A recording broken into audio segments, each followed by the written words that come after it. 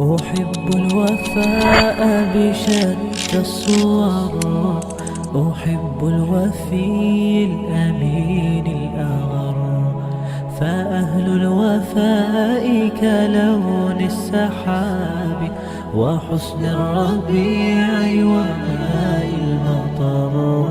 أحب الوفاء بشتى الصور، أحب الوفي الأمين الأغر، فأهل الوفاء كلون السحاب وحسن الربيع وماء المطر.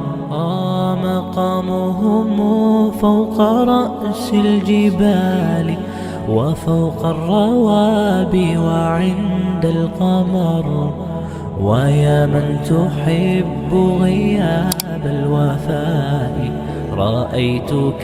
Bonjour à toutes et à tous. Nous avons l'honneur de vous présenter notre groupe appelé Avenir Urbain, composé de 5 membres dynamiques et motivés. Notre groupe est également composé de Hassan Daou, le chef du groupe, Fatima Dramé, Aïcha Diallo, Abdallah Djahate et moi, Rokhaya Ahmedson. Aujourd'hui, nous représentons le thème de l'urbanisation, un sujet important qui étudie le développement des villes et ses impacts sur la vie sociale, économique et environnementale. À travers ce travail, nous espérons montrer notre engagement. Les villages pour aller vivre à Paris. Par exemple, à Dakar, de nombreux jeunes viennent chercher du travail pour suivre le de plus, des villes offrent des meilleures infrastructures pour les écoles, les hôpitaux et les transports. Enfin, le développement industriel attire aussi les populations vers le centre. Ce que pour les effets positifs et les effets négatifs. Ensuite, l'urbanisation a des effets positifs. Elle favorise les échanges entre différentes cultures et renforce la diversité. Les habitants ont un meilleur accès à l'éducation, aux soins et aux loisirs. Les autorités doivent améliorer les logements et les transports. Il faut aussi réduire les inégalités et aider les populations défavorisées. De plus, le développement des villes écologiques est essentiel pour l'avenir. Conclusion. Pour conclure, l'urbanisation est un phénomène important qui présente à la fois des avantages et des inconvénients. Il peut améliorer la vie sociale, mais elle crée aussi. Nous sommes réunis ici pour vous présenter notre exposé portant sur un thème important dans notre société actuelle, à savoir les problèmes sociaux, notamment la délinquance, la drogue, la violence et le viol. Ce sujet nous concerne tous, car il touche particulièrement la jeunesse et représente un véritable danger pour l'équilibre de notre société. Les problèmes sociaux sont des situations négatives qui affectent une partie ou l'ensemble de la société. Parmi ces problèmes, on peut citer la délinquance, la drogue, la violence et le viol. Ces conséquences, drogue, délinquance, violence, ont des effets graves. Premièrement, sur les personnes. Perte de santé, maladie, fatigue, dépendance à la drogue, échec scolaire, prison ou problème avec la justice, traumatisme, surtout pour les victimes de violences et de viol. Nous avons vu que ces phénomènes ont plusieurs causes, notamment la pauvreté, la manque d'éducation et les mauvaises fréquentations, et qu'ils entraînent des conséquences graves sur les individus et sur la société. Des solutions existent grâce à l'éducation, à la sensibilisation et à un bon encadrement. Il est possible de lutter contre ces fléaux. Pour terminer, nous pensons que chacun de nous a un rôle à jouer afin de construire une société plus sûre, plus juste et plus harmonieuse. Je pense à partir en ville. Ici, il n'y a rien, pas de travail, pas d'avenir. Où comptes-tu aller en laissant ta famille, tes amis et même nos souvenirs? Je sais, mais si je reste ici, je ne pourrai rien construire. Tu sais, mon objectif, moi, tant que ma mère n'a pas encore eu une parcelle avec son nom, je vais continuer à avancer. L'exode rural vide nos campagnes, remplit nos villes. Pensons à l'avenir de nos villages. Merci. Fermer les yeux. Imaginez un petit village calme où les gens respirent la vie, où les enfants courent librement, où les anciens racontent l'histoire du passé. Dans un arbre, sous un arbre. Puis imaginez ce même village, quelques années plus tard, des maisons fermées, des terres abandonnées, le silence à la place des rires. Vers les zones urbaines, généralement à la recherche de meilleures conditions de vie, comme le travail, conditions ou le service. Je vais vous présenter aujourd'hui un exposé sur l'exode rural. Avant de commencer, je vous remercie de votre attention. J'espère que c'est juste votre intérêt.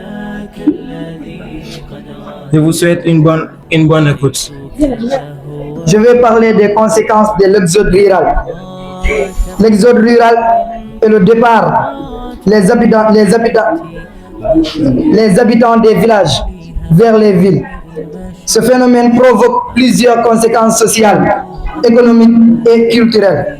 Lorsque les conditions de vie deviennent plus attractives, les populations sont moins poussées à partir.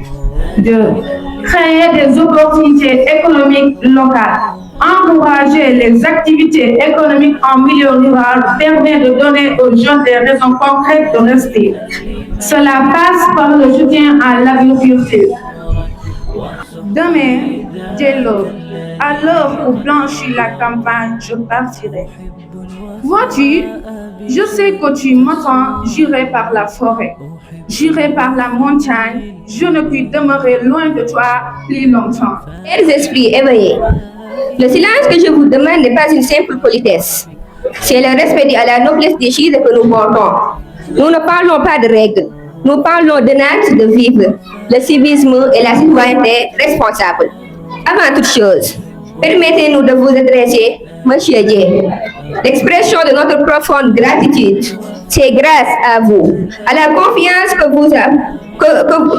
vous nous avez accordée et à l'opportunité que vous nous avez offerte, que nous nous tenons aujourd'hui devant vous. Le civisme et la citoyenneté responsable sont des valeurs essentielles pour le bon fonctionnement de la société.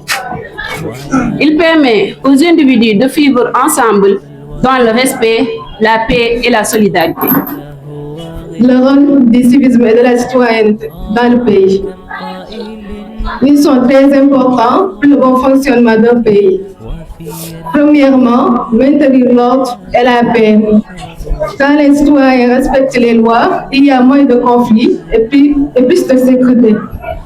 La solidarité, aider les plus faibles, le respect de l'environnement, garder le pays propre, l'engagement, participer à la vie sociale et politique.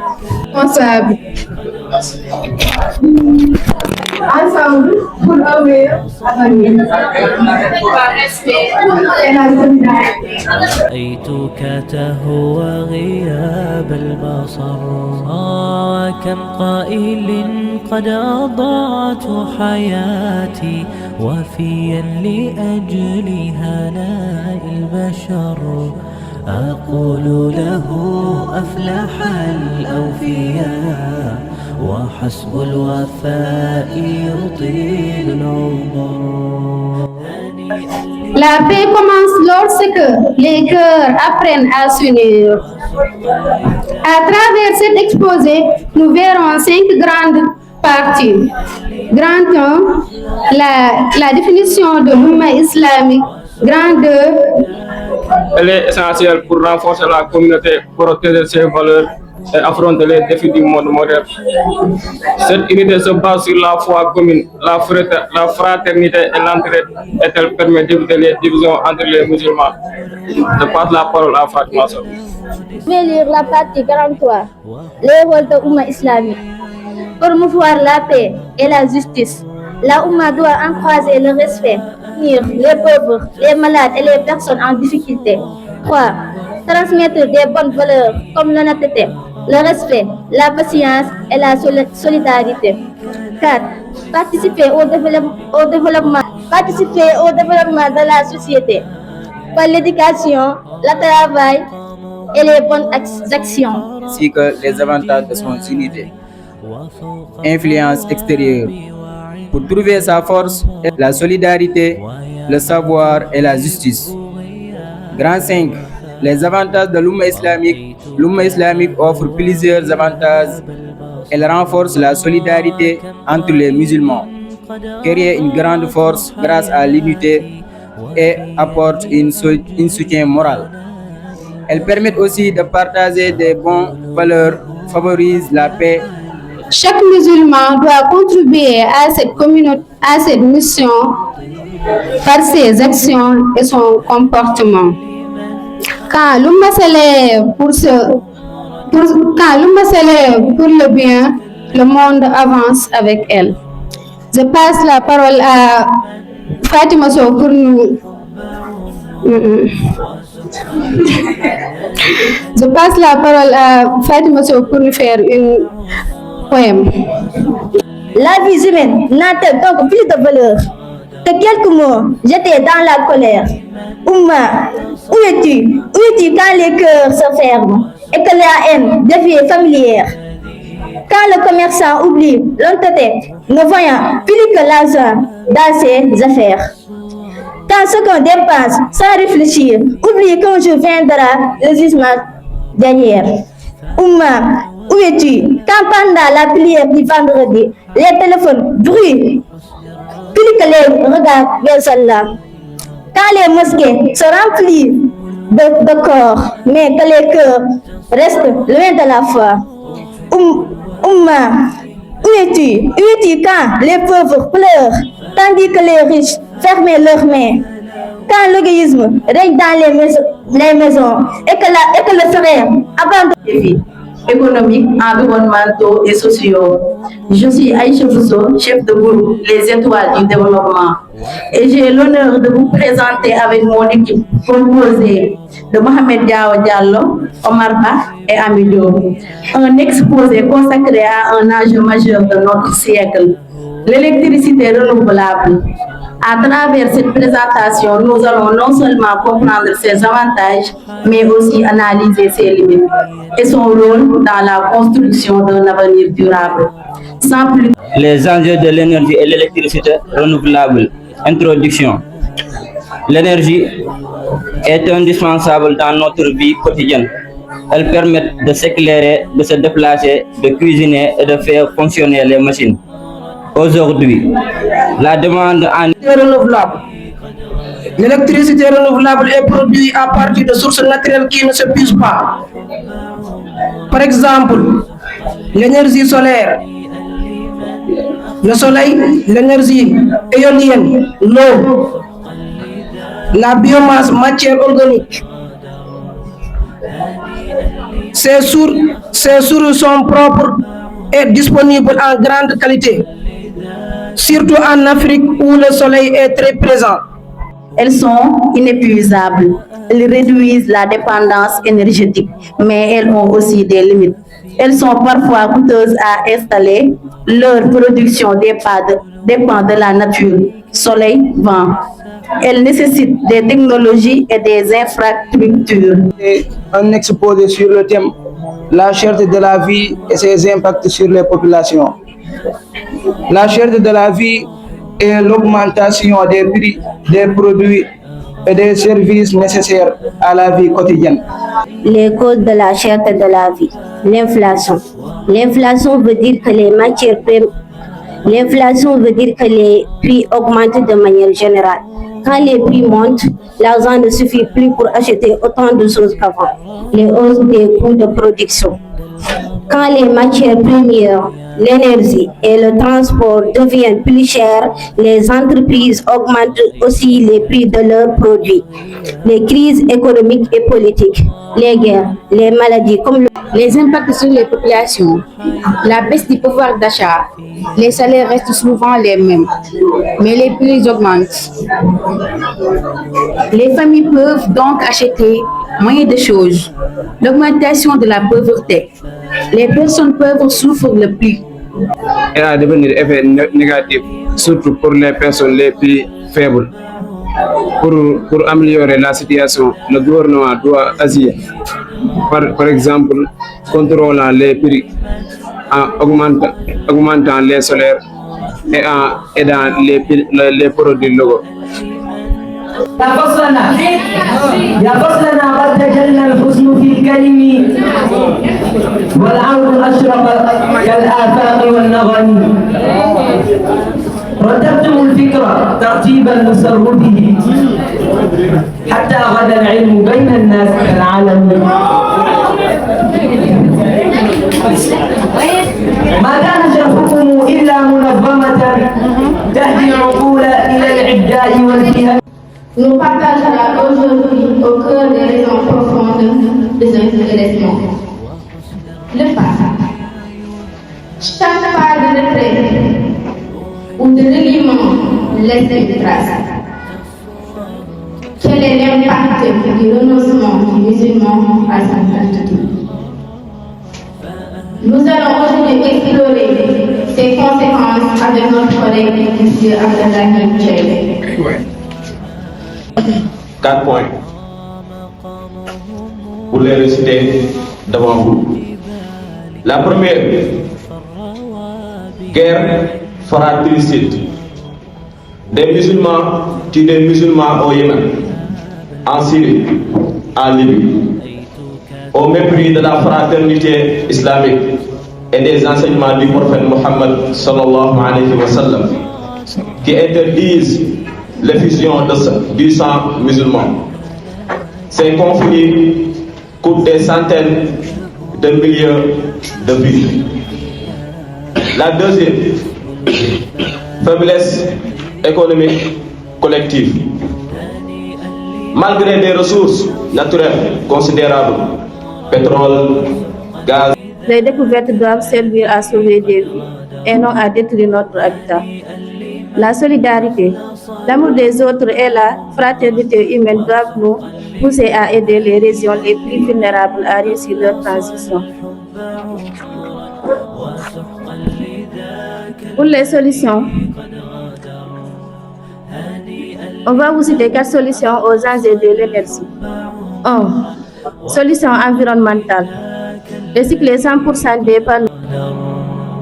أحب الوفاء بشتى الصور أحب الوفي الأمين الأغر فأهل الوفاء كلون السحاب وحسن الربيع وماء المطر أحب الوفاء بشتى Dans mon village plein de lumière, les chants chantaient à la terre. Mais beaucoup partent vers la vie. Cherchant une vie plus facile, ils quittent famille et tradition, avec espoir et ambition. Mais la vie n'est pas toujours belle, car la vie qui devient parfois cruelle.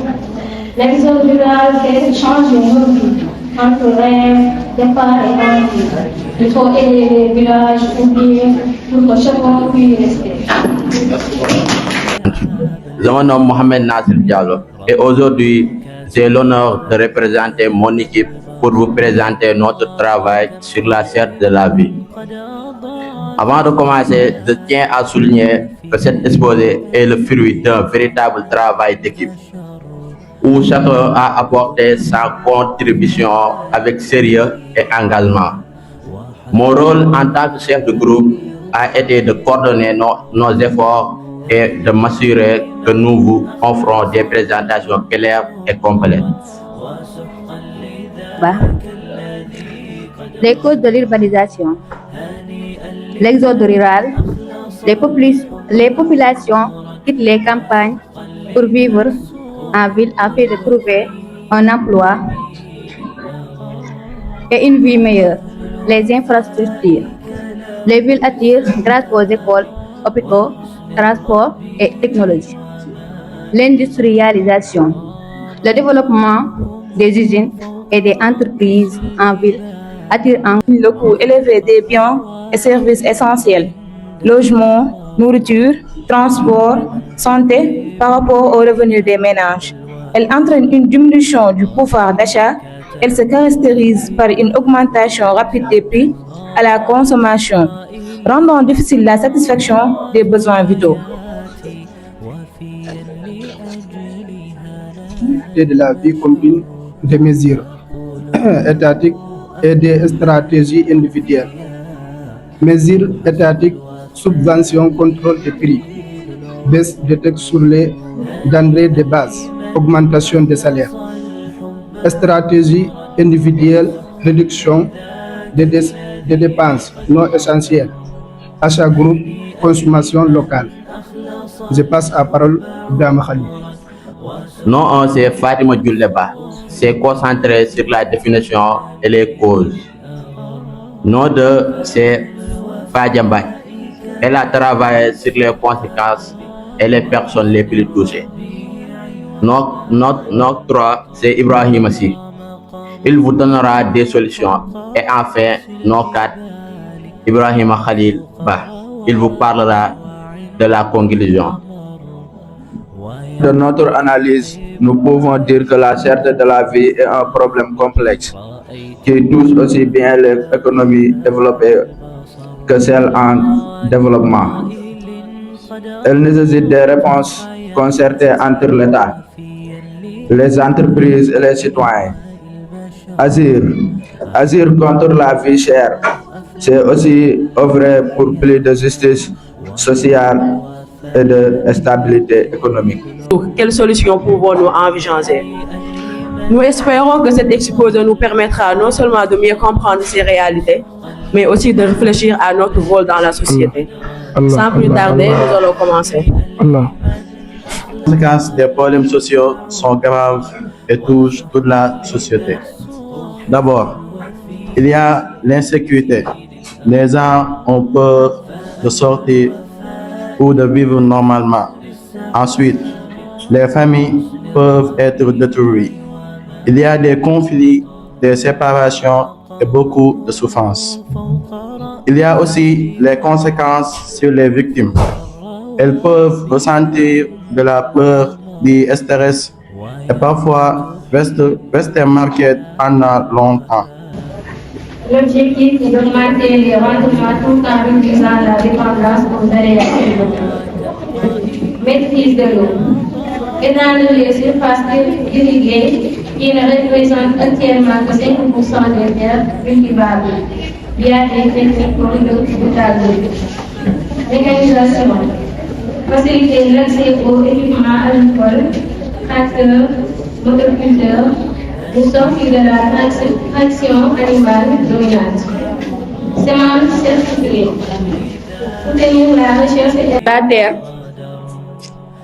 Mais parfois, la terre souffle en silence sous la flume et la violence. Vous accorde santé, bonheur et réussite pour votre noble mission d'enseigner. Pour conclure sur le défi, Sohna Oumi va nous proposer des solutions. Environnemental.